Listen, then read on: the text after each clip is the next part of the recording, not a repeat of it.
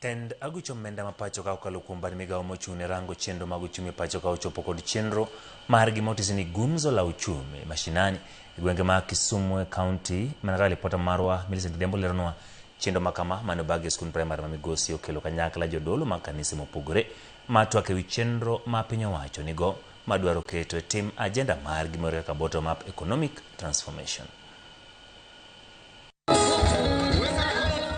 Kani oloso gi ute fwambo, jagore migawo marango chenro mag uchumi Boniface Makoa oyango ni chenro mar gumzo la uchumi mashinani negi chako mar dino fuok mosebedo e kind sirikal kod jopiny ewi chwalo weche mag sirikal mamulo ngima oganda ahinya to jogo mantie gwenge.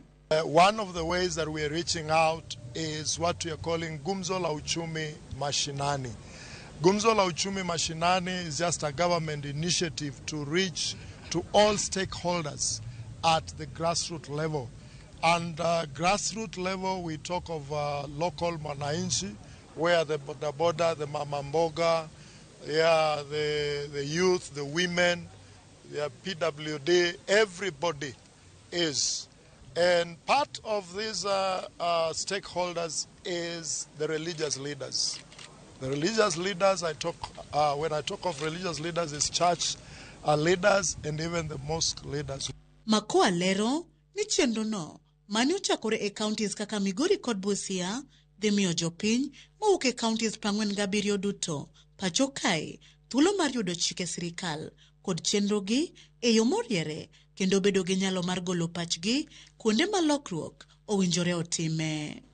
Kile ambacho tunajua tunafanya wananchi hawakijui, na kwa kutokijua si makosa yao, ni kwa sababu hatukuwa tunawafikia.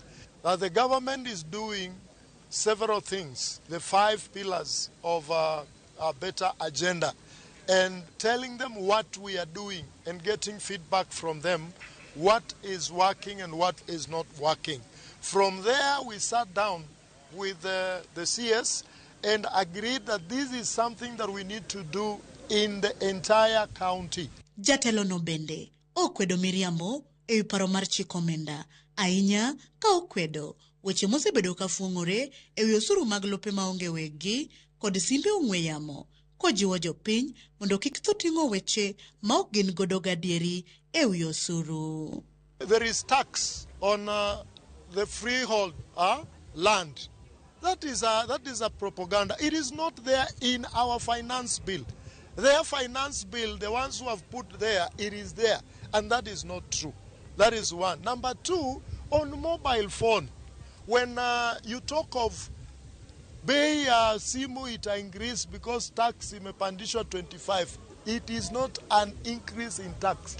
It is to consolidate that all those tax, collapse them from 55% to 25%. So that is the propaganda that we hear out there, which is not true.